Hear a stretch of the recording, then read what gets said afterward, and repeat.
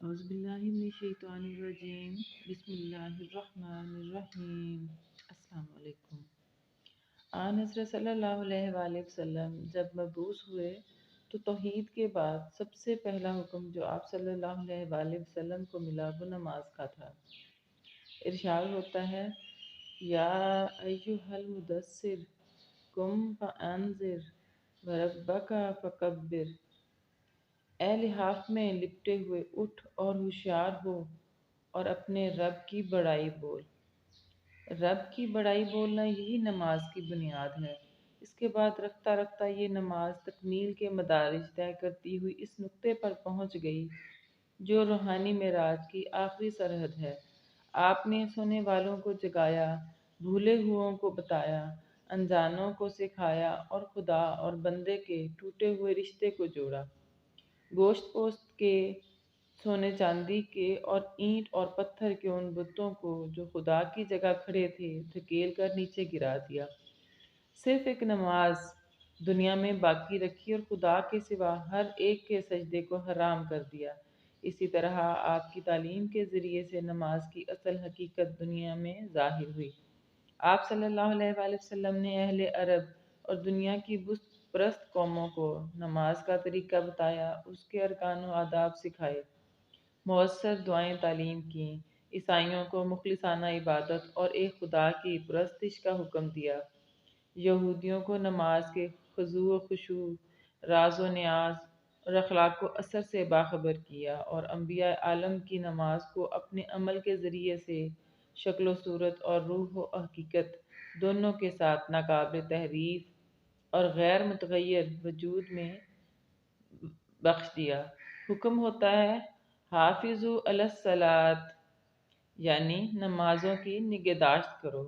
یہ نماز کی ظاہری اور معنوی دونوں حیثیتوں سے نگہداشت کا حکم ہے، اور مسلمان کی پہچان یہ مقرر ہوئی کہ وَهُمْ عَلَىٰ صَلَاتِهِمْ يُحَافِظُونَ، اور وہ اپنی نمازوں کی نگہداشت کرتے ہیں۔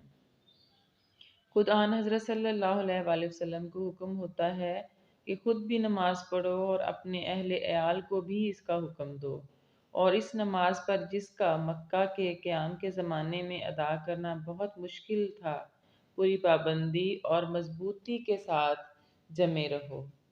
چنانچہ آپ صلی اللہ علیہ وآلہ وسلم نے فرمایا کہ نماز دین کا ستون ہے۔ جس طرح ستون گر جانے سے عمارت گر جاتی ہے، اسی طرح نماز کے ترک کرنے سے دل کی دینداری بھی رخصت ہو جاتی ہے۔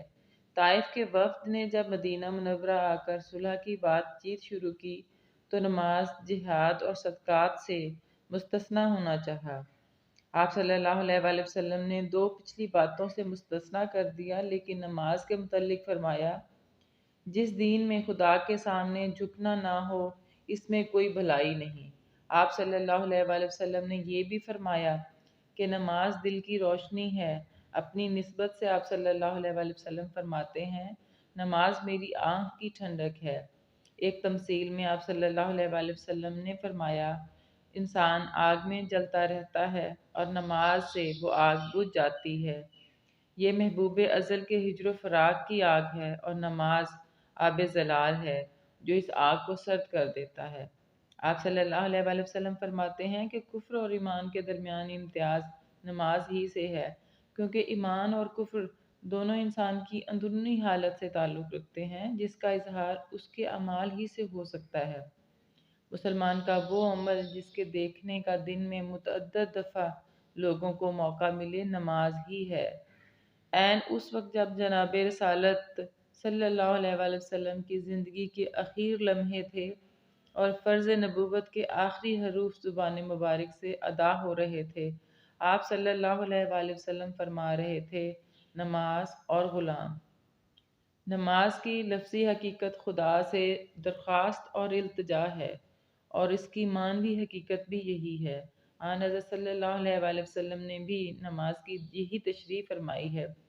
معاویہ بن حکم ایک نو مسلم صحابی تھے۔ ان کو اسلام کے جو آداب بتائے گئے ان میں ایک چیز یہ بھی تھی کہ جب کسی مسلمان کو چھینک آئے اور وہ الحمدللہ کہے تو اس کے جواب میں تم یرحمک اللہ کہو۔ اتفاق سے ایک دفعہ نماز باجماعت ہو رہی تھی تو معاویہ بن حکم بھی اس میں شریک تھے۔ ان کے پاس کسی مسلمان کو چھینک آئی، انہوں نے نماز کی حالت میں یرحمک اللہ کہہ دیا۔ صحابہ نے ان کو گھورنا شروع کیا۔ معاویہ نے نماز ہی میں کہا، تم سب مجھے کیوں گھور رہے ہو؟ صحابہ نے رانوں پر ہاتھ مارے اور سبحان اللہ کہا۔ اب وہ سمجھے کہ بولنے سے منع کیا جا رہا ہے۔ نماز ہو چکی تو آن حضرت صلی اللہ علیہ وآلہ وسلم نے فرمایا کہ نماز میں کون باتیں کر رہا تھا؟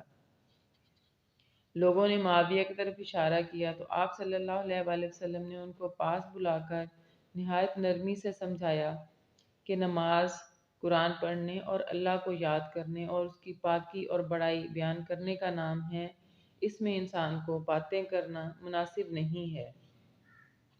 نماز کی روحانی غرض و غایت یہ ہے کہ اس خالق کل، رازق عالم، مالک الملک، منعم اعظم کی بے غایت بخششوں اور بے پایاں احسانوں کا شکر ہم اپنے دل اور زبان سے ادا کریں، تاکہ نفس و روح اور دل اور دماغ پر اس کی عظمت و کبریائی اور اپنی عاجزی اور بیچارگی کا نقش بیٹھ جائے،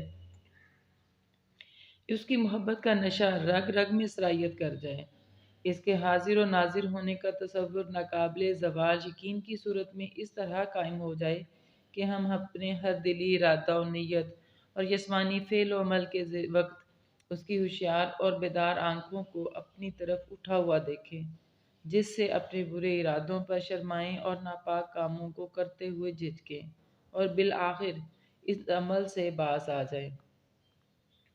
ایک روز آن حضرت صلی اللہ علیہ وآلہ وسلم صحابہ کے مجمع میں تشریف فرما تھے۔ ایک شخص نے سائل کی صورت میں ایمان و اسلام کی حقیقت دریافت کی۔ آپ صلی اللہ علیہ وآلہ وسلم نے اس کی تشریح فرمائی، پھر پوچھا کہ یا رسول اللہ صلی اللہ علیہ وآلہ وسلم احسان کیا ہے؟ فرمایا یہ کہ تم اپنے پروردگار کی عبادت اس طرح کرو گویا تم اس کو دیکھ رہے ہو، کیونکہ اگر تم اس کو نہیں دیکھ رہے تو وہ تو تم کو دیکھ رہا ہے۔ اسی طرح ایک اور شخص نماز کے آداب کی تعلیم دیتے ہوئے آپ صلی اللہ علیہ وآلہ وسلم فرماتے ہیں کہ نماز کی حالت میں کوئی شخص سامنے نہ تھوکے، کیونکہ اس وقت وہ اپنے رب کے ساتھ راز و نیاز کی باتوں میں مصروف ہوتا ہے۔ حضرت ابن عمر سے روایت ہے کہ ایک رات آپ صلی اللہ علیہ وآلہ وسلم اعتکاف میں بیٹھے تھے اور شاید لوگ الگ الگ تراویح کی نماز پڑھ رہے تھے۔ آپ نے سر مبارک نکال کر فرمایا، لوگو، نمازی جب نماز پڑھتا ہے تو وہ اپنے رب سے سرگوشی کرتا ہے، اس کو جاننا چاہیے کہ وہ کیا عرض و معروض کر رہا ہے، نماز میں ایک دوسرے کی آواز کو مت دباؤ۔ اس آیت میں نماز کی دو حکمتیں بیان کی گئی ہیں، ایک یہ کہ نماز برائیوں اور بے حیائی سے روکتی ہے، اور دوسری اس سے بڑھ کر کہ یہ نماز خدا کی یاد ہے اور خدا کی یاد سے بڑھ کر کوئی بات نہیں۔ ارشاد ہوتا ہے، آقم الصلاۃ ان الصلاۃ تنہی عن الفحشاء والمنکر ولذکر اللہ اکبر، یعنی اور نماز کھڑی کیا کر کہ نماز بے حیائی اور برائی کی باتوں سے روکتی ہے، اور البتہ خدا کی یاد سب سے بڑی چیز ہے۔